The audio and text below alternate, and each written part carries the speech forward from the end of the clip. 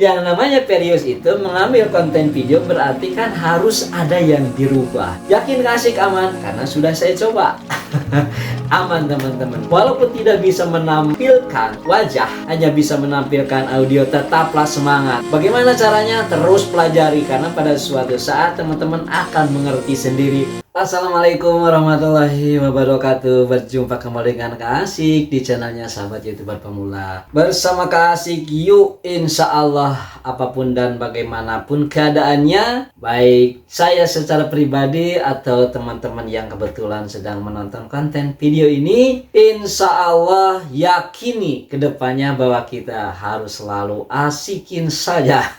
Biar apa? Ya tentu biar kita tetap bahagia dan semangat. Ini untuk teman-teman yang mengeluh, Kang Asik ingin cepat monetisasi kok lama banget. Wajar sekali, saya juga dulu seperti itu. Kang Asik bagaimana caranya ya? Saya sudah maksimal membuat konten video, yang menontonnya masih saja sedikit. Itu juga wajar. Kang Asik, aku sih pengen membuat terus konten video, tapi sebetulnya aku susah bicara di depan kamera, apalagi menampilkan wajah. Bagaimana Kang Asik? Apakah itu halangan? Bukan halangan. Karena membuat konten video itu kita tidak harus selalu menampilkan wajah. Kadang-kadang ada yang berpendapat bahwa konten video yang tidak menampilkan wajah katanya sangat rawan dengan yang namanya di-banned. Sangat rawan dengan yang namanya penolakan monetisasi. Kata siapa?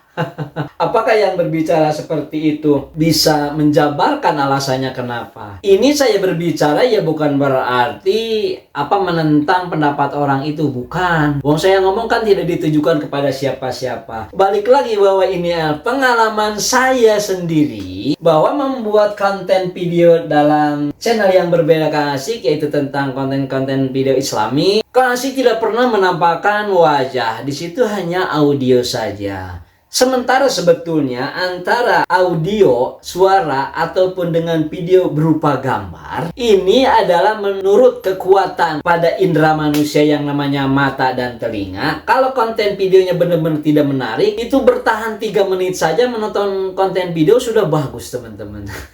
Beda dengan telinga. Kalau telinga itu kan hanya pendengaran, walaupun tidak melihat ke konten videonya, tampilan ataupun konten videonya yang disuguhkan oleh konten kreator itu biasa-biasa saja. Akan tetapi apabila audio yang mengaji atau yang kironya suaranya indah, mendayu-dayu, bagus, tajwidnya kena, itu terus terang saja akan lebih kuat daripada menonton seperti ini. Karena apa? Audio sebetulnya akan lebih potensial dan menjanjikan manakala kita membuat sebuah produk. Maka dari itu kepada teman-teman, walaupun tidak bisa menampilkan wajah, hanya bisa menampilkan audio, tetaplah semangat. Bagaimana caranya? Terus pelajari karena pada suatu saat teman-teman akan mengerti sendiri. Ternyata bahwa konten video tidak menampakkan wajah pun itu sangat potensial. Sudah dibuktikan oleh Kang Asik sendiri, alhamdulillah. Selanjutnya teman-teman, bahwa kita membuat konten video itu sebetulnya jangan terlalu banyak menonton konten video orang lain ingin meniru manakala mentalnya belum siap. Karena kenapa? Ketika kita ingin membuat konten video, mencari rujukan, kemudian mencari dan menemukan sebuah konten video yang mengarahkan kita, di dalam mengarahkannya itu adalah tidak jelas, kemudian berbelit-belit, dan diterimanya oleh otak kita, kok ini terasa malah makin rumit. Nah, seperti itu. Kemudian buka-buka lagi yang lain, tambah lagi kesulitan.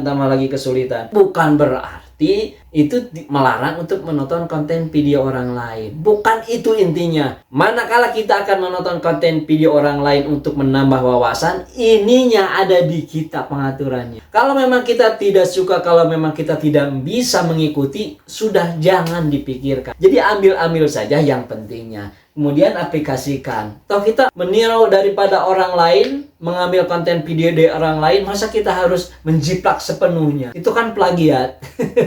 Walaupun memang tidak akan terjadi apa-apa karena sebetulnya di dunia ini tidak ada yang original. Mungkin konten kreator atau YouTuber yang sudah ternama sangat bagus sekali begitu menyuguhkan konten videonya dengan editingnya yang canggih, dengan transisinya yang keren. Kang Asik jamin itu adalah bukan original penemuan dirinya, akan tetapi mengambil rujukan-rujukan dari beberapa konten video. Apakah itu Kang Asik wajar? Sangat wajar. Apakah itu Kang Asik bagus? Sangat bagus. Karena apa? Ya balik lagi, jangankan membuat konten video. Toh kita membuat karya tulis ilmiah saja, menulis karangan saja, kita tetap harus mengambil rujukan dari orang lain. Mengapa demikian? Karena produk yang kita buat takut memang ketika mengambil dari orang lainnya keberatan. Itu yang karya tulis. Kalau ditulis ya di dalam daftar pustakanya kan aman. Nah, seperti itu. Apalagi konten video. Di dalam platform YouTube yang namanya konten video, jangankan hanya meniru orang lain. Ada salah satu aturan yang namanya fair use, itu bisa mengambil konten video orang lain dengan catatan. Nah ini, yang namanya fair use itu mengambil konten video berarti kan harus ada yang dirubah. Terutama adalah tampilannya, dan terutama adalah durasinya. Durasinya kalau ingin aman tidak boleh dari 5 detik. Kemudian tampilan videonya dirubah. Kalau misalnya nih tampilan misalnya Kang Asik seperti ini, itu bisa diperbesar, diambil ya. Dengan teknik editing video itu aman. Yakin Kang Asik aman? Karena sudah saya coba. Aman teman-teman. Jadi maka dari itu teman-teman jangan pernah manakala kita akan membuat konten video itu banyak pertimbangan yang tidak penting. Akan tetapi mana yang lebih penting? Yang lebih penting adalah manakala kita sudah mempunyai ide, ya jangan ditunda-tunda besok, itu yang pertama. Kenapa misalnya tidak bisa ditunda? Walaupun saya kerjakan, saya berbenturan dengan kegiatan. Adakah caranya? Ya ada. Karena apa? Manusia itu banyak akalnya. Manakala kita mempunyai sebuah ide, gitu ya, sebuah wawasan, kemudian ada ingin meniru dari orang lain, oh saya ingin membuat sesuatu itu seperti ini, tetapi tidak sempat mengerjakannya, tulislah. Kita kan punya tangan. Tulislah kerangkanya bahwa saya besok ingin membuat konten video A, B, C, dan D. Akan lebih bermanfaat lagi, apalagi setelah ditunjang kitanya istirahat, kemudian kita mandi. Begitu membuka ide yang kemarin itu kita baca, yang kasih rasakan,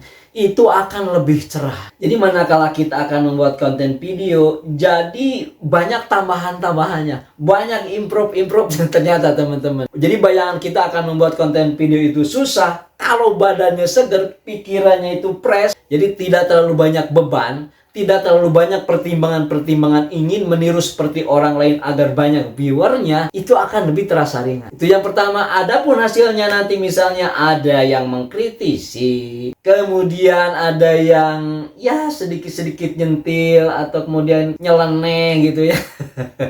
Itu hal yang terpenting jangan pernah kita tanggapi. Ya Kang Asik, kadang-kadang saya juga ya misalnya tidak tahan. Kalau teman-teman tidak tahan, manakala melihat kemudian komentar-komentar yang seperti itu, hapus saja. Misalnya tidak menghapus pun, misalnya alah biarinlah saya malah. Apakah komentar-komentar itu berpengaruh terhadap kualitas, kemudian terhadap hasil yang kita telah produk? Apakah itu menjadi jelek? Efeknya seburuk apapun komentar, sejelek apapun komentar terhadap konten video, tidak ada efek apa-apa. Itu harus diingat teman-teman. Malah sebetulnya ketika teman-teman itu misalnya yang menonton itu ada yang komentar seperti itu, lihat komentarnya seperti apa sih ngomongnya. Kalau memang omongannya tidak sesuai dengan konten video kita, mungkin itu yang komentar adalah sakit.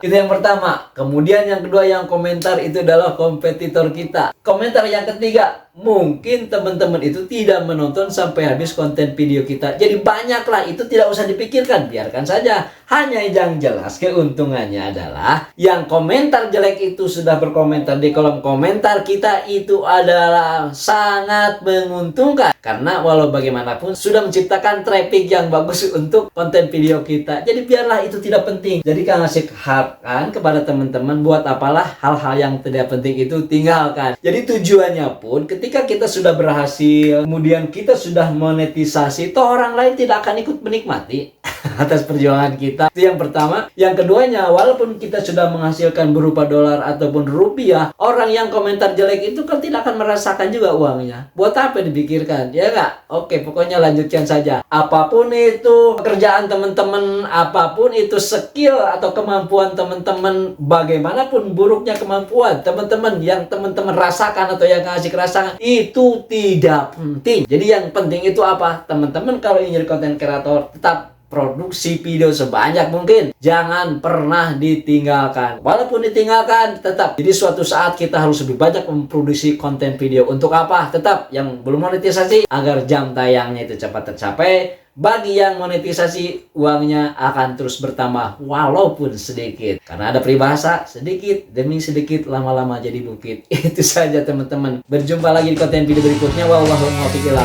Assalamualaikum warahmatullahi wabarakatuh.